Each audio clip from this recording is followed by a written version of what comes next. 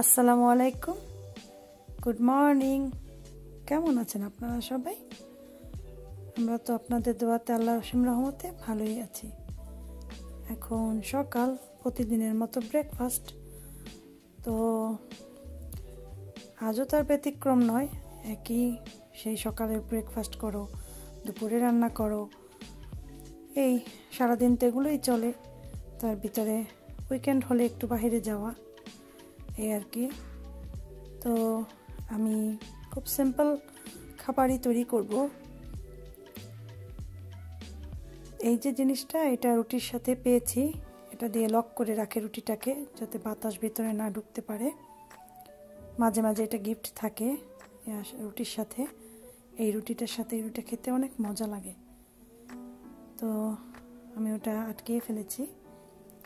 আর রুটি টোস্ট করতে দিয়েছি। এখন আমি একটু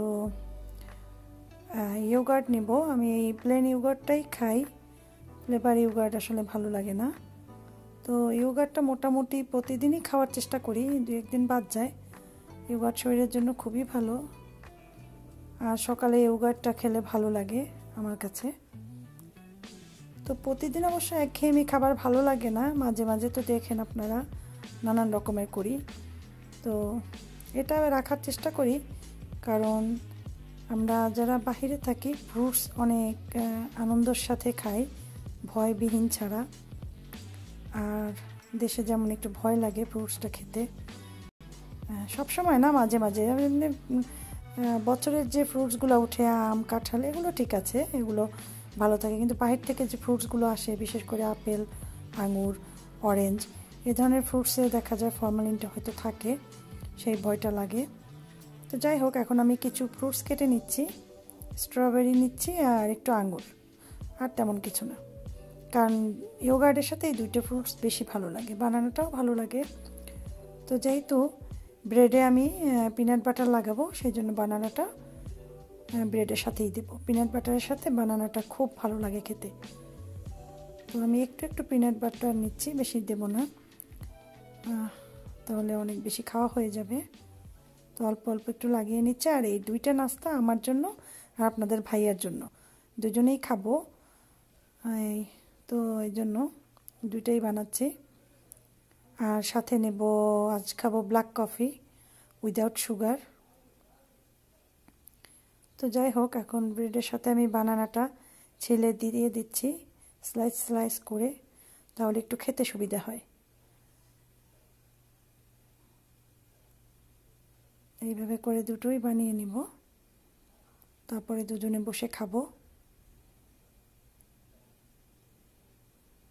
দেখা যায় একটু খাওয়ার সময় তার সাথে আমার একটু গল্প টল্প করা হয়, নয়তো সারাদিন সেও কাজে বিজি থাকে, ওরকম করে সারাদিন কথা হয় না। কিন্তু খাওয়ার সময় দেখা যায় একটু কথাবার্তা চলে, খুব ভালো লাগে এই জিনিসটা, খারাপ লাগে না। তো যাই হোক, এখন বানিয়ে নিচ্ছি। তো ব্ল্যাক কফি নিয়েছি, এটা খেতে খুব ভালো লাগে নাস্তাটার সাথে আমার কাছে। আর একটা কথা বলবো শান্তার ব্যাপারে। শান্তা বাসায় এসেছে গতকালকে রাতে। ওই হসপিটাল থেকে বলেছে ওরা ওখানে অপারেশন করবে না, তারা তাকে বলেছে ওখানে তারা এত বড় রিস্ক নেবে না। কারণ আমি আপনাদেরকে বলেছি ওর শারীরিক অনেক প্রবলেম আছে, ও নিজেই সেগুলো বলবে, একটা ভিডিওতে হয়তো বলে দিবে।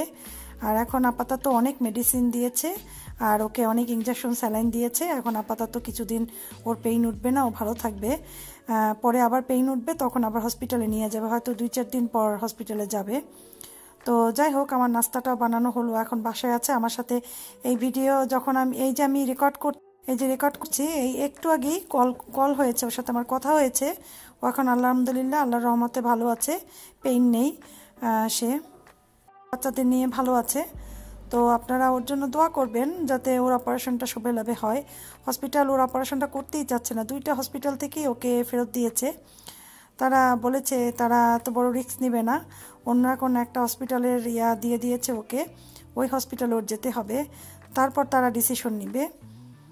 তো যাই হোক, অপারেশনটা কিন্তু খুবই ছোট, এমন বড় না, গলব্লাডার স্টোন। কিন্তু ওর একটা বাচ্চা হওয়ার সময় অনেক প্রবলেম হয়েছিল পেটের ভিতরে, তখন ওকে সিজার করে অনেক জিনিস পেটের ভিতর থেকে ওই সব কিছু বের করে কীরকম একটা সিজার হয়েছিল, তারপর যখন সব সেট করেছে তখন ঠিকভাবে ওটা সেট হয়নি, তো ওই জন্য একটু প্রবলেম, ওইটা তারা ঠিক করে তারপর তারা অপারেশন করবে, তাই একটু লেট হবে।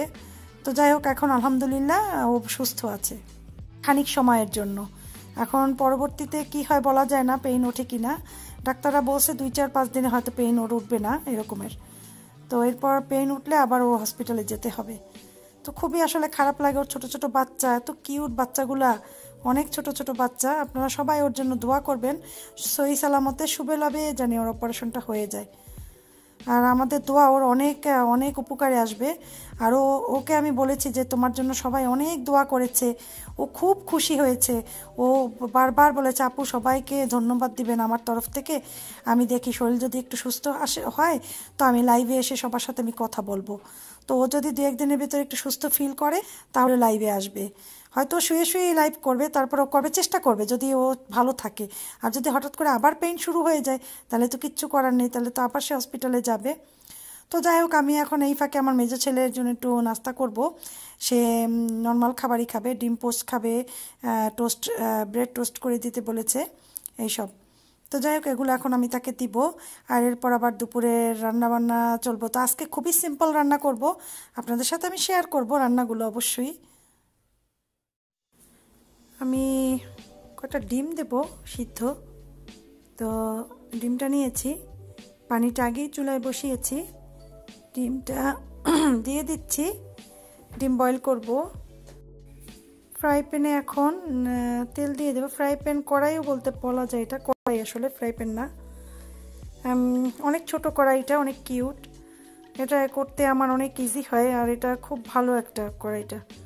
তো তেল দিয়ে এখন আমি এটার ভিতরে একটু পেঁয়াজ দিয়ে দিচ্ছি, হাত থেকে একটু ডলে ডলে দিচ্ছি যাতে সুন্দরভাবে পেঁয়াজটা পড়ে। তো পেঁয়াজটাকে আমি ভালোভাবে ভেজে নেব, ভেজে অন্যান্য মশলা ইউজ করব।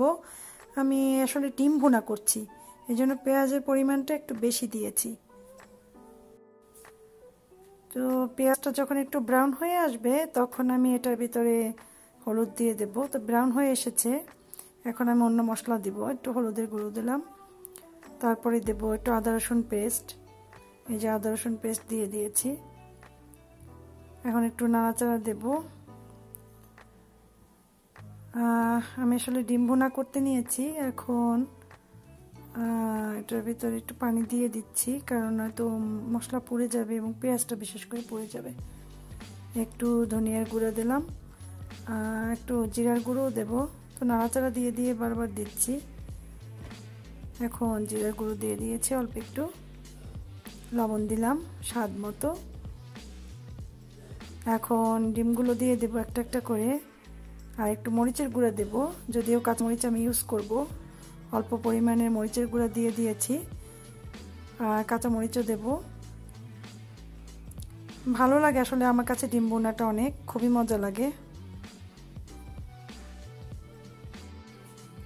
এখন আমি ডিমগুলোকে দিয়ে দেবো, তার আগে আমি একটু কাঁচামরিচ দিয়ে নিয়েছি। ঝাল হয়েছে, বেশ ভালোই ঝাল করেই করেছি, কারণ এই কাঁচামরিচটা অনেক ঝাল। আর এখন দেব ডিমগুলো। আসলে বাচ্চারা তো এত বেশি ঝাল খেতে পারে না, তার জন্য একটু কমই দেই, ছোটো ছেলেটা খাবে সেই জন্য একটু ঝাল কমই দিয়েছি, নয়তো আমি আরও ঝাল দেই, ঝাল দিলে আসলে তরকারি টেস্ট হয়। তো এখন আমি ডিমগুলো দিয়ে দিচ্ছি। ডিমগুলোকে আমি হলুদ আর লবণ মাখিয়ে একটু ভেজে নিয়েছিলাম, তাহলে কালারটা অনেক সুন্দর আসে। আর আমার মশলার কালারটা অনেক সুন্দর হয়েছে, দেখতেই পাচ্ছেন। এভাবে ডিম ভুনা আমার খেতে অনেক ভালো লাগে। আমি এটাতে টমেটো বা কিচ্ছু অ্যাড করি না, এভাবেই খাই, আমার কাছে এভাবেই কেন জানি খুব ভালো লাগে, একদম দেশি স্টাইলের করা। তো একটু পানি দিয়ে দিলাম, এখন এটাকে ঢেকে দেব। ওটা আমি পাশের চুলোতে দিয়ে দিয়েছি ডিমটা, জালটা একদম কমিয়ে। আর এই পাশে আমি একটু বেগুন ভেজে নেব। আজ খুবই সিম্পল খাওয়া দাওয়া, বেগুন ভাজা, ডিম। তবে আর একটা জিনিস করব, আর খাওয়াটা আসলে এই খাবারগুলো আসলে খুব ভালো লাগে খেতে।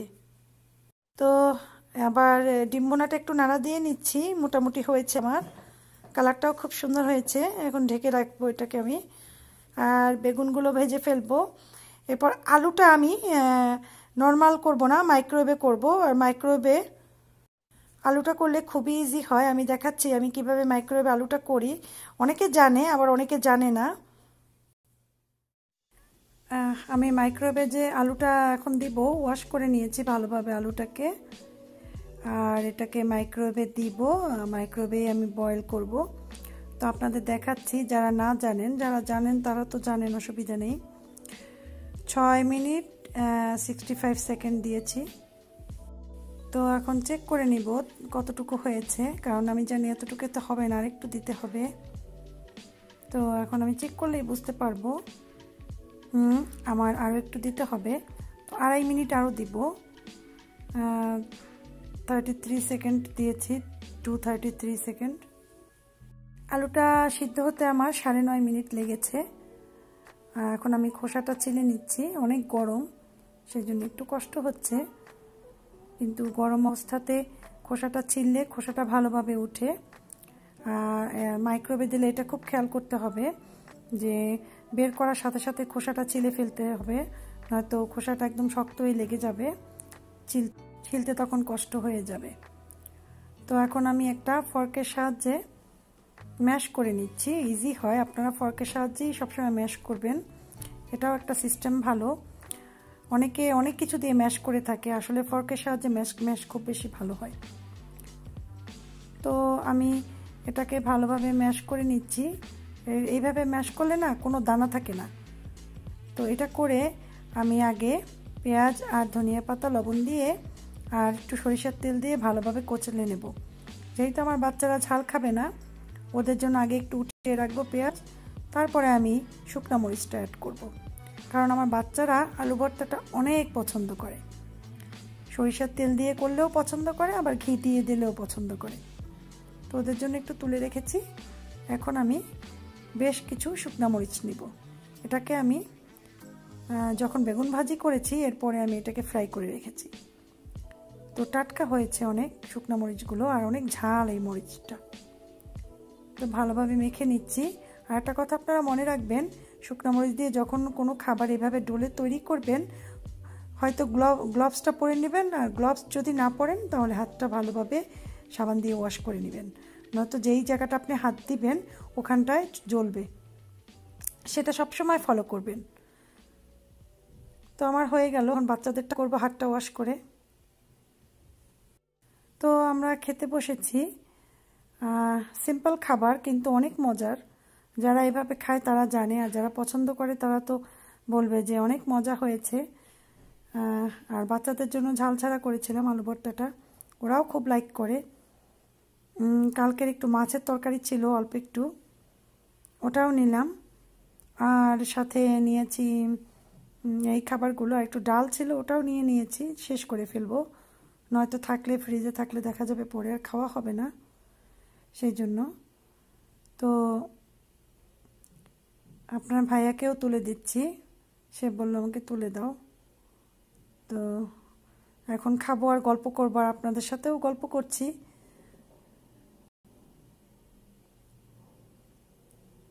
তো আর একটা কথা বলে নিচ্ছি, শান্তার জন্য আপনারা বেশি বেশি দোয়া করবেন, শান্তা যেন তাড়াতাড়ি সুস্থ হয়ে আমাদের মাঝে ফিরে আসে।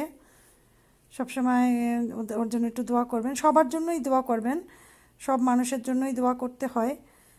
নিজের একার জন্য দোয়া করলে আল্লাহ সেই দোয়া কবুল করে না।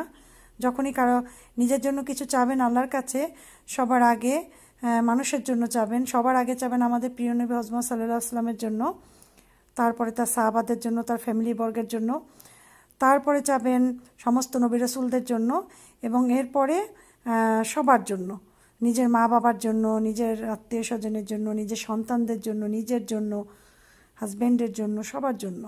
তো ওই দোয়াটা আল্লাহ আগে কবুল করে। নিজেরটা নিজের জন্য চাইতে হবে কিন্তু আল্লাহর কাছে, আল্লাহ বলেছে কিন্তু যে আমরা অনেক সময় দেখা যায় নিজের জন্য কিচ্ছু চাই না, সবার জন্য চাই, কিন্তু নিজের জন্যও চাইতে হবে। তো যাই হোক, আমার ভিডিওটি আজ কেমন লেগেছে কমেন্ট করে আমাকে জানাবেন। আর যারা এই পর্যন্ত আমার ভিডিও দেখেছেন তাদের অসংখ্য অসংখ্য ধন্যবাদ। আর আমার চ্যানেলটি যারা সাবস্ক্রাইব করেননি প্লিজ আমার চ্যানেলটি সাবস্ক্রাইব করার অনুরোধ রইল। আর যারা অলরেডি সাবস্ক্রাইব করেছেন তাদেরকে আমার তরফ থেকে আন্তরিক অভিনন্দন এবং ধন্যবাদ। আপনারা সবাই সুস্থ থাকবেন, ভালো থাকবেন, সুন্দর থাকবেন সেই প্রত্যাশায় আজকের মতো এখানেই বিদায় নিচ্ছি। মা আসসালামা।